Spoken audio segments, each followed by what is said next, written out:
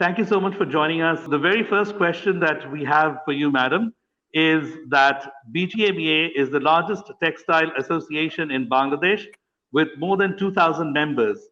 How did your members respond to the project? Thank you for giving me the opportunity. Not all the members joined in, but whoever has joined in has individually also given us positive feedback about the project.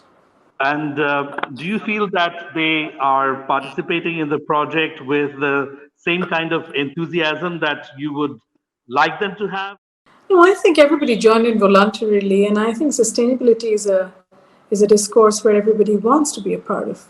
So everybody has participated in it freely, and there was no compulsion on anyone. So I think it's remarkable that people actually came forward and wanted to be a part of it. So, what did you expect from the project, and do you feel that your expectations have been fulfilled?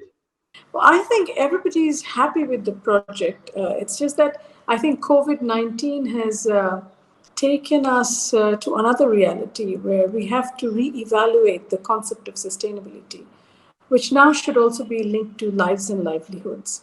So I think we would like a different twist to it. We would like to insert more discussions on how to make this sector, especially, more relevant and contemporary. So I think, a little bit of alignment with the SDG goals, and of course, getting GRI to do their work and including them would be of adding substantial value to the project.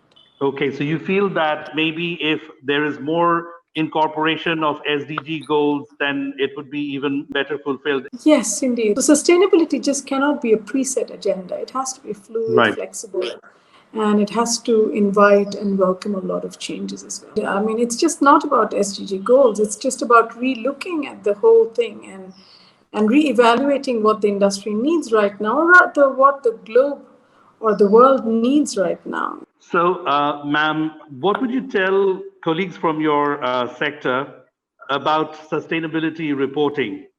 How would you encourage them? I think sustainability reporting and self-reporting are critical at this point of time. I think self-assessment is needed.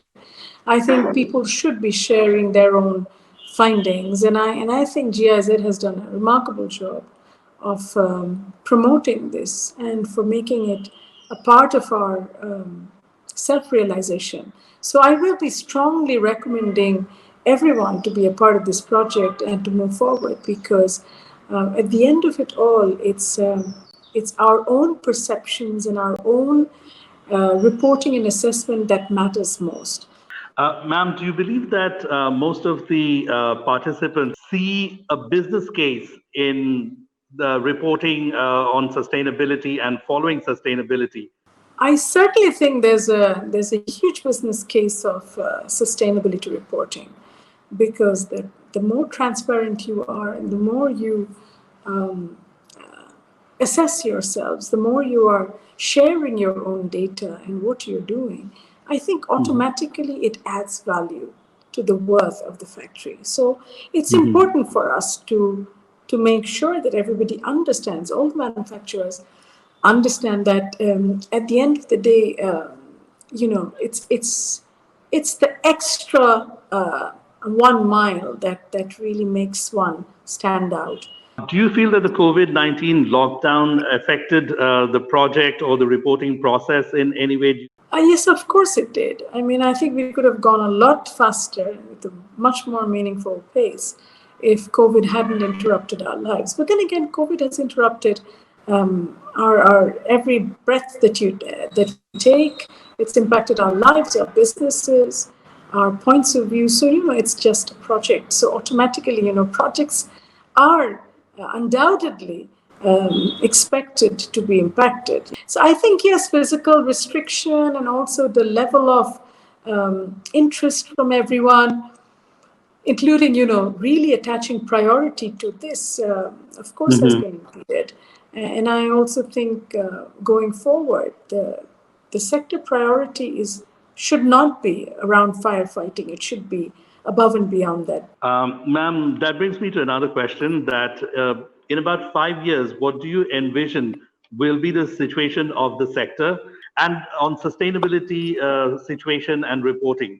In about 5 years, what's going to happen? Don't ask me, I have no idea. In about 5 months, what's going to happen? Well, we're probably going to be recovering around 60 to 65% of our original businesses. And by maybe spring of next year, we should be up to about 80% at the max. I think the whole conversation about growth has to be rephrased. Growth is just not about value. Growth is about also being able to be in touch with the reality. So in a world where McKinsey has already anticipated a 35% loss of business, and almost 65% consumers are going to come down, to say that we will grow in this sector in the traditional sense doesn't make sense to me at all. I think growth is going to be only a valid discussion if we are taking into account that tomorrow's consumer is going to want more for less. So they will want more sustainable products at a lower value, faster. Bangladesh has huge infrastructure. So it's important for us to make sure that we understand that we will be growing in sync with tomorrow's consumers' needs. So I think what we need to focus on is our ability to retool our industries, to address post-COVID reconstruction requirements. We will, of course, need a lot of lean manufacturing, a lot of value addition, aligning with sector diversification, which is in sync with our current situation. And of course, reskilling our workers.